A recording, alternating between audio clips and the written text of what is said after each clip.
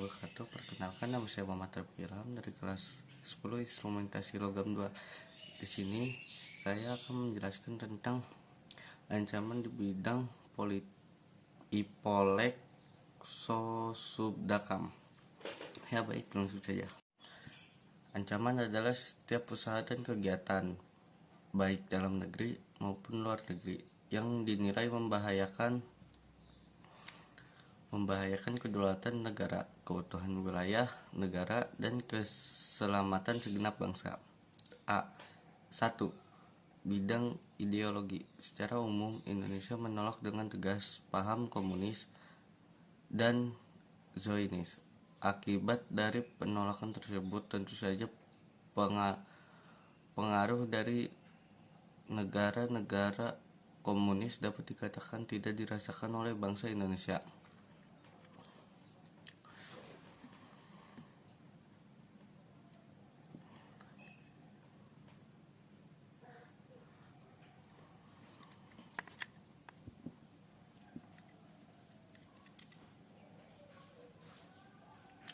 Kalaupun ada pengaruh tersebut sangat kecil ukurannya. Akan tetapi, bukan berarti bangsa Indonesia terbebas dari pengaruh paham lainnya. Misalkan pengaruh liberalisme. Saat ini kehidupan masyarakat Indonesia cenderung mengarah pada kehidupan liberal yang menekankan pada aspek kebebasan individual. Globalisasi ternyata mampu meyakinkan masyarakat Indonesia bahwa liberalisme dapat membawa manusia ke arah kemajuan dan kemakmuran. Tidak jarang hal ini mempengaruhi pikiran masyarakat Indonesia untuk tertarik pada ideologi tersebut.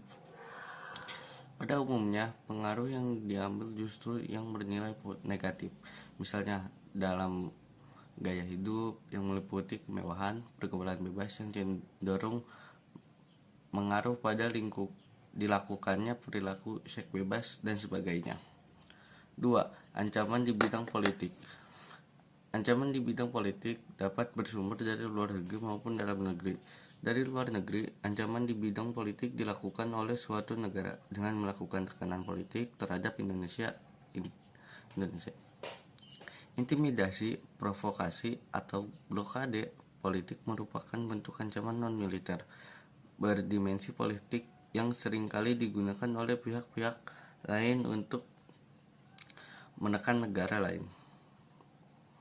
Ancaman yang berdimensi politik yang bersumber dari dalam negeri dapat berupa penggunaan kekuatan berupa pengerahan massa untuk menumbangkan suatu pemerintahan yang berkuasa atau menggalang kekuatan politik untuk melemahkan kekuasaan pemerintah. 3. Ancaman di bidang ekonomi. Pengaruh negatif globalisasi ekonomi yang dapat menjadi ancaman kedaulatan Indonesia khususnya dalam bidang ekonomi diantaranya adalah sebagai berikut. A. Indonesia akan dibanjiri oleh barang-barang dari luar negeri seiring dengan adanya perdagangan bebas yang tidak mengenal adanya batas-batas negara. B. Cepat atau lambat perekonomian negara kita akan dikuasai oleh pihak asing. C. Timbulnya kesenjangan sosial yang tajam sebagai akibat dari adanya persaingan bebas. D. Sektor-sektor ekonomi rakyat yang diberikan subsidi semakin berkurang dan koperasi akan semakin sulit berkembang. E. Memperburuk prospek pertumbuhan ekonomi jangka panjang. 4. Ancaman di bidang sosial budaya. Ancaman dari dalam didorong oleh isu-isu kemiskinan, kebodohan, keterbelakangan, dan ketidakadilan. Isu tersebut menjadi titik pangkal timbulnya permasalahan seperti separatisme, terorisme, kekerasan, dan bencana akibat perbuatan manusia. Ancaman dari luar timbul sebagai akibat dari pengaruh negatif globalisasi. Di antaranya adalah sebagai berikut. A. Munculnya gaya hidup konsumtif dan selalu mengkonsumsi barang-barang dari luar negeri. B. Munculnya sifat hedonisme, yaitu kenikmatan pribadi, dianggap sebagai suatu nilai hidup tertinggi. C.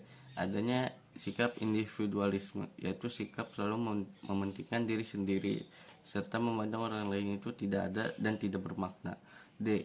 Munculnya gejala westernisasi, yaitu gaya hidup yang selalu berorientasi kepada budaya barat tanpa diseleksi terlebih dahulu. E.